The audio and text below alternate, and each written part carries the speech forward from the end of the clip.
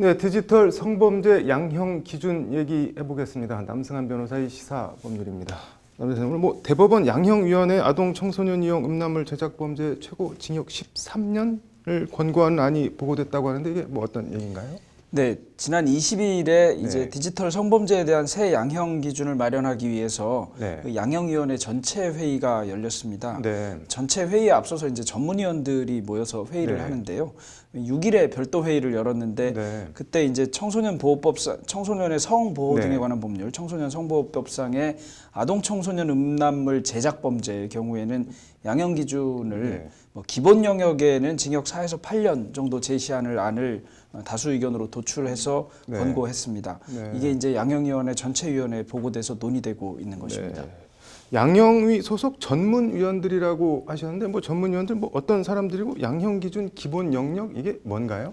이제 양형위원회에는 네. 그 양형위원이 있습니다. 네. 양형위원은 뭐 이제 위원장 그다음에 위원장이 1인이고요. 13인으로 해서 구성되고요. 네. 그다음에 전문위원이라고 해서 이제 업무를 효율적으로 지원하기 네. 위해서 전문적인 조사 연구 업무 같은 것을 수행하는 분들 뭐 15명 정도를 비상근으로 두고 있는데요. 예를 네. 들면 뭐 법관, 검사, 변호인, 뭐 교수, 전문가 등 중으로 네. 구성되어 있습니다. 뭐 서울고등법원 부장판사나 이런 분들이 네. 들어가 있고 뭐 검사장이나 이런 분들도 들어가 있습니다. 양형위원 중에는 뭐 이제 전 대법관을 지낸 김영란 위원장을 네. 비롯해서 뭐 서울 고등법원에 계신 분들이나 또는 서울 고등 검사장들 네. 뭐 이런 분들이 포함되어 있습니다. 네. 이 전문위원들이 이제 전문적으로 조사나 연구 보고를 해서 양형위원회에 올리면 양형위원회에서 그것을 가지고 양형 기준을 정하는데요. 네. 양형 기준은 원래 네.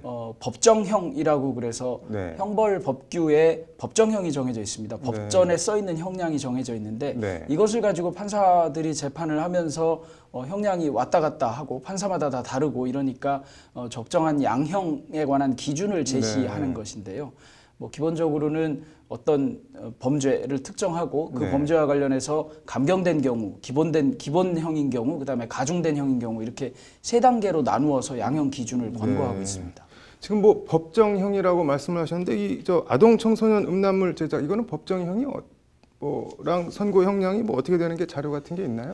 네, 뭐 현재의 경우에는 법정형이 징역 5년 이상 뭐 무기징역 이렇게 되어 있습니다. 네. 그러니까 뭐 처벌만 놓고 보면 가벼운 법정형은 아닙니다. 5년 네. 이상의 무기징역까지 돼 있으니까요. 그런데 성범죄 중에 이 소위 말하는 아동 청소년 네. 음란물 제작과 관련된 것에 대해서는 양형 기준이 아직 마련돼 있지 않았습니다. 네. 그러다 보니까 선고 형량이 재판부에 따라서 당연히 좀 들쭉날쭉했는데 네. 뭐 경우에 따라서 뭐 집행유예가 나오는 경우도 네. 있기도 하고 이러다 보니까 국민 감정하고 상당히 동떨어지다는 얘기가 나왔고요. 네. 뭐 이런 것에 대해서 이제 뭐 손방망이 판결 아니냐 이런 논란도 있었습니다. 네. 근데 전문위원들이 이 양형 기준을 네. 권고하기 위해서 조사를 좀 해보니까 2014년에서 2018년까지 평균 형량이 법정형 아까 네. 5년 이상이었지 않습니까? 네네. 그 징역 5년의 절반, 네. 뭐 장량 감경하면 절반까지 할 수 있거든요.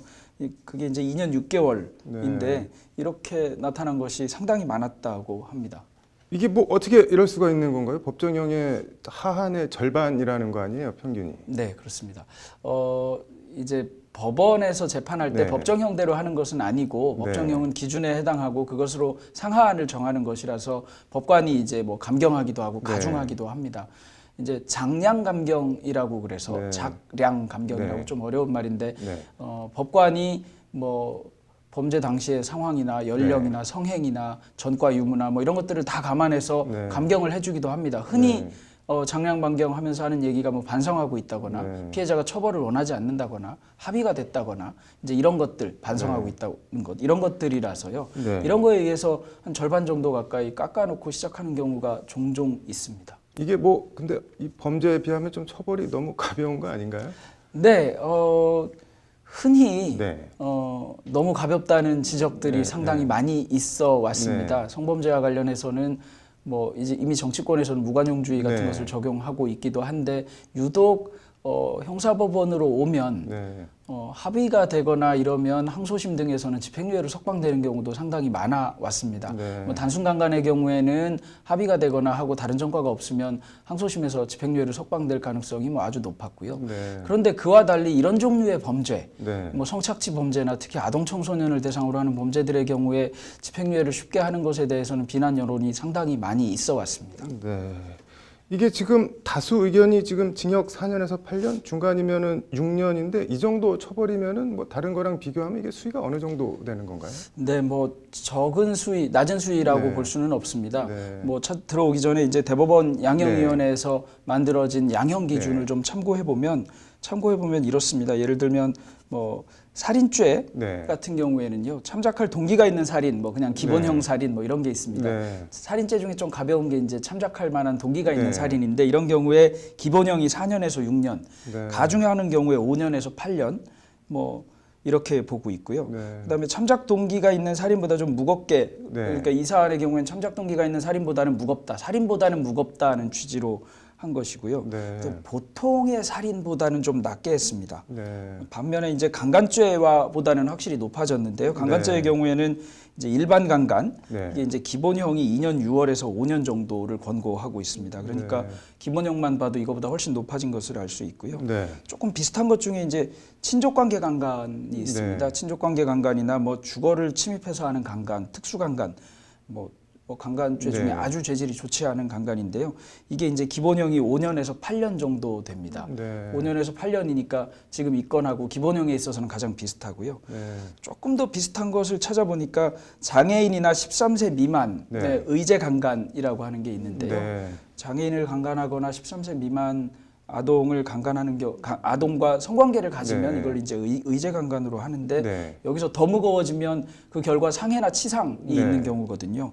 이런 경우에 이제 기본형이 4년에서 7년, 감경돼도 2년 6월 이렇게 되기 때문에 의제 강간 치상하고 좀 비슷하게 한 것이 아닌가 싶어서 네. 그 형량 자체로는 뭐 권고형을 상당히 높여놓은 것이 스스로 그래 볼 수 있을 보이네요. 것 같습니다. 네. 그 배포하거나 뭐 영리 목적으로 파는 경우 이거도 권고를 한 게 있나요? 네, 이제 전문위원들은 아동 청소년을 이용한 영상물의 영리 목적 네. 판매에 대한 양형 관련해서 기준, 네. 양형 기준으로 이제 기본 영역에서 징역 2년에서 5년 이렇게 하고 있고요. 네. 배포 기본 영역은 그다음에 징역 1년에서 3년 뭐 이렇게 했습니다. 다수 의견이 이렇다는 것입니다. 네. 양형위원회는 이제 이런 전문위원들의 의견을 참고해서 네. 18일에 또 추가 회의를 다음 달 18일에 네. 추가 회의를 연다고 하는데요.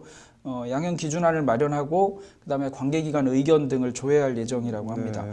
뭐 그렇다고 바로 양형 기준이 마련되는 것은 아니고 그 뒤에 다시 뭐 6월 22일 경에 공청회를 개최해서 각계각층 의견을 또 수렴하게 됩니다. 네. 뭐 디지털 성범죄 처벌 이거 뭐 어떻게 해야 된다고 보시나요? 네, 성범죄와 관련해서 네. 예전에 친고죄였다가 폐지된 네. 지가 상당히 됐습니다. 네. 그런데도 불구하고 항소심에서 합의하거나 처벌불원하면 집행유예로 선고하던 관행은 어떻게 보면 친고죄 폐지의 경향과는 오히려 역행하고 과거에 이 정도면 집행유예 해줬었는데 이런 잘못된 과거 회귀적인 판결이었던 것 같습니다. 지금같이 디지털이 일반화되기도 네. 하고 이런 완전히 사회 상황이 변동된 네. 상황에서는 이에 맞춰서 양형도 더 높아져야 할 것 같고요. 네. 특히 성범죄와 같이 관용주의가 적용되어서는 안 되는 사안의 경우에는 양형 기준도 높아져야 될 것 같고 법정형도 높아져야 되지 않을까 싶습니다. 네. 일반적인 범죄에서 무조건 무겁게만 처벌하는 것이 좋은 것은 아니지만 네. 이런 종류의 범죄에 있어서는 무거운 처벌이